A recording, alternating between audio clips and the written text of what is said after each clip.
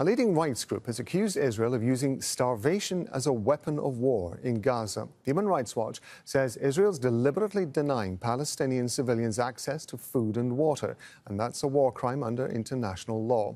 The group says public statements by high-ranking Israeli officials, such as Defense Minister Yoav Gallant and National Security Minister Itamar Ben-Gvir on blocking food, water and fuel, are being carried out as policy by Israeli forces and reflects an intention to starve civilians.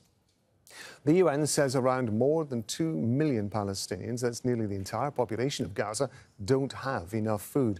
The UN says around half of all Palestinians in Gaza are starving. Hunger is so widespread that 9 out of 10 people are not eating enough or at all every day. In the south, where most of the people have been forced to seek shelter, more than half the internally displaced families have experienced severe levels of hunger. Starvation of civilians as a method of war is prohibited under the Geneva Conventions. Families in Gaza are facing a dire humanitarian crisis, and their desperation is growing by the day. Our correspondent, Ismail, al-Ghoul, has more from Gaza City. We're in front of Al-Shifa complex, which hosts the biggest number of displaced people. Everyone is asking, how can families manage their livelihood while under siege and heavy bombing?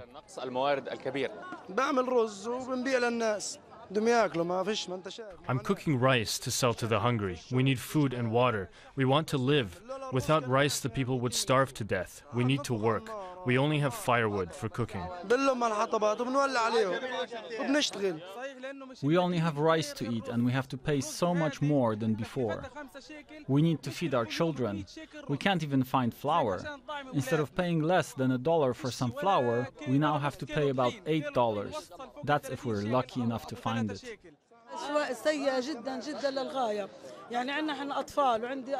The situation is very bad. We have children and grandchildren. Everyone needs to eat. There's nothing available except rice and pasta. We can't have bread because we can't find flour. If you find flour every other day, it will never be enough. God is my witness. Children here always cry because they're always hungry. Currently, this situation is the worst compared to other wars. I've seen wars since 1967, and this time, it's the worst.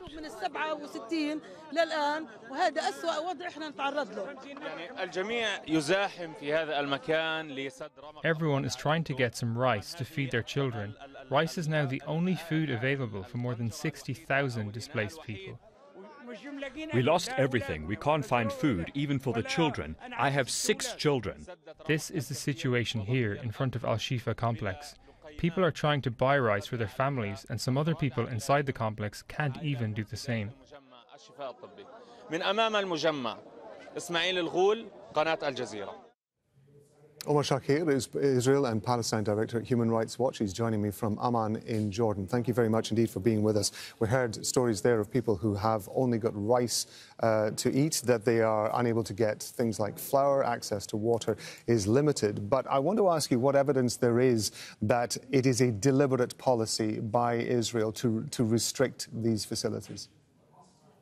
Look, I think there are about 5 pieces of very damning evidence that led to this conclusion. One is 2+ months of blocking entry of food and water. Second is the blocking of all but a trickle of humanitarian aid from entering into Gaza. These have been documented for more than 2 months. But then you add to it some of the additional evidence that we looked at. One is the apparent razing of agricultural lands. Large percentages of the agricultural green land in Gaza turned brown and desolate.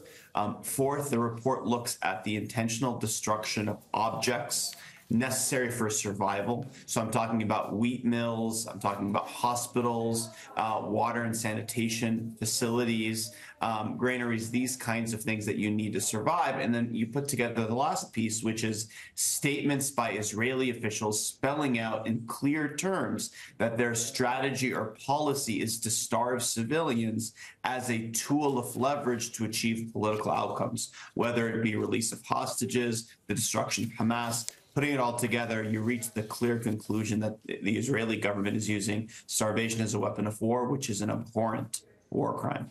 So what do you require to be done with the report that you've pulled together? I mean, this is adding to the mountain of evidence that Israeli forces are committing grave violations of the laws of war. Human Rights Watch has documented collective punishment as well of the civilian population, which is a war crime, deliberately blocking the entry of humanitarian aid, now starvation as a weapon of war. We've documented apparently unlawful airstrikes. There's also, of course, the risk of forcible displacement with 1.9 million people in Gaza have been displaced from their homes. And I think ultimately there's a need for action and accountability by the international community. There's a critical vote today at the UN Security Council for protecting civilians in Gaza. This report should add to the impetus for states, including the United States, not to block and to support that initiative. It's critical that the prosecutor at the International Criminal Court move forward with a formal probe into serious crimes committed in or from Palestine. It's critical that all states evaluate all forms of complicity in these grave abuses, including imposing an embargo on the sale of arms to the Israeli government, given the real risk they'll be used for serious abuses.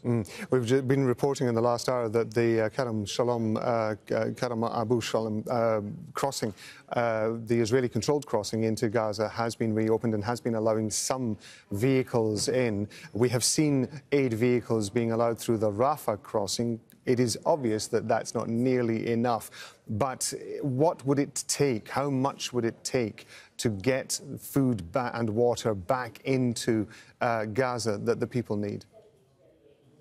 I mean, you need not just a significant increase, because remember, the issue is also distribution and some of the restrictions, including around fuel, as well as the ongoing inaccessibility parts of Gaza. I mean, northern Gaza is the worst hit. I mean, there you have 9 of 10 people, according to the World Food Program, that have gone a full day and night without food. That's compared to 2/3 in all of Gaza, but it's even more stark. I mean, they're not receiving aid outside of parts of southern Gaza. So it's not just about increasing the quantity. Obviously, it's about ensuring that there's enough sufficient security. There is no safe place in Gaza today. So you need them to be able to reach all parts of Gaza. And ultimately, the aid itself is not going to matter if you continue to have hundreds of bodies of civilians, of children piling up by the day. So there needs to be an end to unlawful attacks.